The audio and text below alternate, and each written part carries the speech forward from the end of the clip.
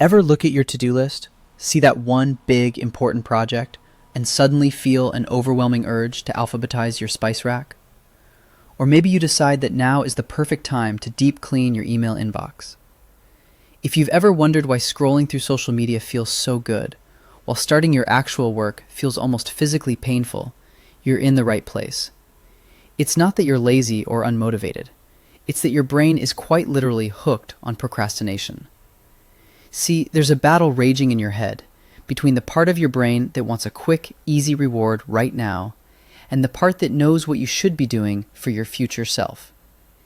In this video, I'll show you the science behind this conflict and give you a simple 3-step plan to break the addiction by rewiring your brain's reward system. Section 1. The science of the procrastination loop. So, what's really going on in your head when you choose to watch one more cat video instead of starting that assignment? It's a turf war between your brain's emotional, pleasure-seeking limbic system and its logical, planning, prefrontal cortex. Think of the limbic system as your brain's ancient instinctual core. Its main job is to seek pleasure and avoid pain. When you face a task that feels boring, difficult, or just plain overwhelming, your brain perceives the task itself as aversive. This negative feeling is what triggers the urge to escape to something more pleasant. That something more pleasant, like checking your phone, gives your brain a hit of a chemical called dopamine.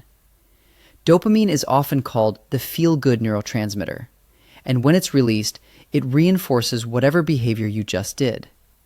So you avoid the unpleasant task, get a dopamine reward, and feel a sense of temporary relief. This creates a powerful habit loop. An aversion to a task triggers avoidance, which is rewarded by dopamine, making you even more likely to procrastinate next time. Meanwhile, your prefrontal cortex, the more modern, rational part of your brain right behind your forehead, is trying its best to get you to focus on long-term goals. But the limbic system is older, faster, and often wins the shouting match. Recent studies highlight that a specific part of the prefrontal cortex, the dorsolateral prefrontal cortex, DLPFC, is crucial for the self-control needed to overcome procrastination.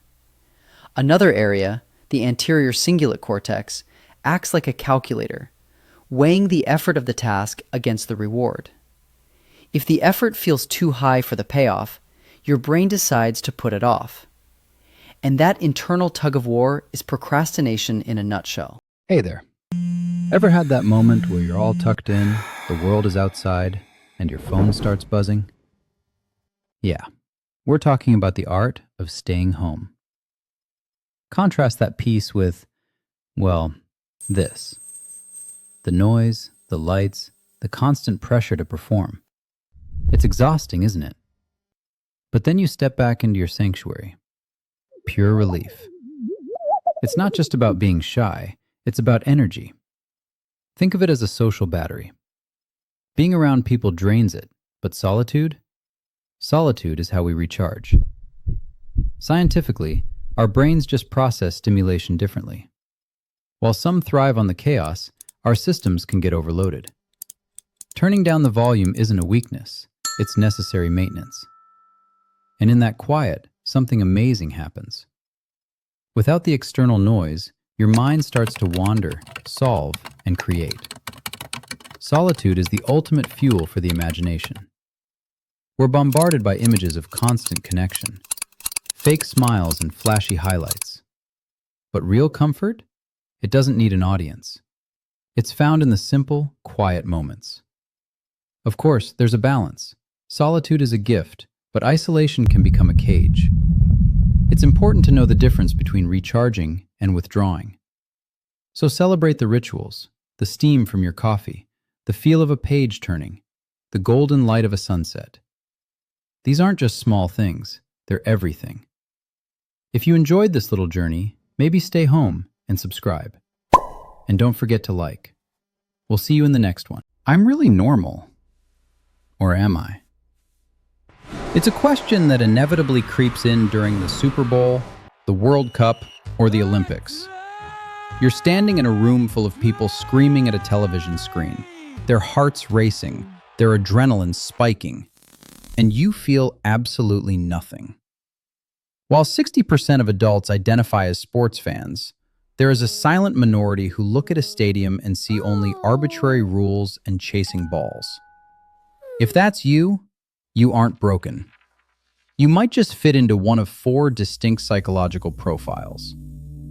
To understand why you don't care, we first have to understand why everyone else does. Evolutionary psychologists, like Dr. Roberts at the University of Liverpool, point to coalitional psychology. Our ancestors survived by forming tribes. Sports are essentially a safe simulation of tribal warfare, a way to satisfy the primal urge for us versus them without the actual bloodshed. But for some, this simulation fails to trigger. Why? Let's look at the 4 archetypes of the non-fan. First, we have the staunch individualist. For this personality type, the idea of merging one's identity with a mass crowd is actually repellent. Psychologically, they score high on need for uniqueness. They view the collective chanting and jersey wearing not as camaraderie, but as a loss of self. To them, cheering for a team solely based on geography feels irrational. Second is the displaced communalist. This group doesn't lack the tribal instinct. They've just directed it elsewhere. As suggested by social identity theory, we all seek belonging. The displaced communalist finds their tribe in niche fandoms, gaming, theater, or scientific communities. They have the passion, they just don't spend it on athletics. Third, the cynical realist. This perspective is often aligned with sociological critiques, reminiscent of Noam Chomsky's view on sports as a distraction from real societal issues. The cynical realist looks past the game and sees the machine, the corporate sponsorships, the corruption, and the commercial exploitation. They can't enjoy the play because they can't ignore the profit motive behind it. Finally, the aesthetically mismatched. This is less about philosophy and more about sensory processing. Sports are loud, aggressive, and often aesthetically chaotic. For individuals with high sensitivity or a preference for narrative complexity, the repetitive nature of a game offers little stimulation. They aren't judging the sport, they're just bored by the mechanics of it. So, if you find yourself checking your watch during the big game, you aren't antisocial. You might be an individualist guarding your identity, a realist questioning the system, or simply someone whose brain lights up for different patterns. You don't have to force the excitement. In a world obsessed with picking a side, there is a quiet dignity in simply enjoying the snacks and staying true to your own definition